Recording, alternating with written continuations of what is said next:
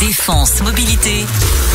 Nos compétences ont de l'avenir. Bill Gates, Walt Disney, Elvis Presley, Monet, Marilyn Monroe, Albert Einstein, Winston Churchill, Steven Spielberg. Vincent Van Gogh. Connaissez-vous le point commun entre toutes ces célébrités ? Toutes ont connu l'échec et toutes ont persévéré.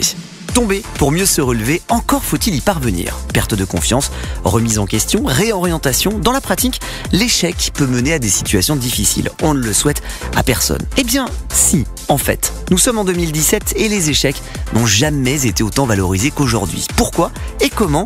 Eh bien, c'est ce que nous voyons avec Vincent Jonquet, cofondateur de l'agence web Mélispot. C'est quelques mois après la création de cette entreprise en 2013 qu'il a connu l'un des revers les plus importants de sa carrière. Au départ, on avait une première activité qui était de réaliser des ventes privées pour les petits commerçants. Et au bout d'un an, on a fait un premier constat d'échec. Et on s'est dit, qu'est-ce qu'on fait ? Est-ce qu'on s'entête là-dedans ou est-ce qu'on essaye de pivoter pour aller vers autre chose ? Et à ce moment-là, on a décidé d'évoluer vers une agence web. Donc l'agence, aujourd'hui, elle a connu une grosse croissance.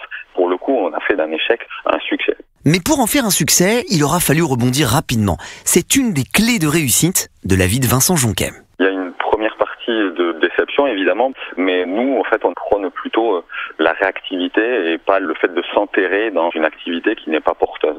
L'échec est la raison qui fait que 90% des gens se lancent pas. Nous, que ce soit humainement ou professionnellement, on s'en est vraiment servi comme d'un boost. Alors si vous aussi, vous subissez un échec, quelle qu'en soit la cause, voici quelques conseils pour malgré tout en faire une réussite. Le fait de se recroqueviller sur soi-même, ou en tout cas de pas en parler, je pense que ça peut être un mal. Il faut essayer de voir pourquoi ça s'est mal passé et de repartir, j'allais dire, au combat. Pour moi, l'échec est une expérience au final. Alors bien sûr, ça fait plus mal quand on apprend de ses échecs que de ses succès, mais pour le coup, ça rentre un petit peu mieux dans la tête. Il faut en tirer des leçons, forcément. Un bel exemple de réussite après un échec et des conseils à suivre en toutes circonstances. Et n'oubliez pas, comme on dit souvent, il n'y a pas de réussite facile ni d'échec définitif. Défense Mobilité.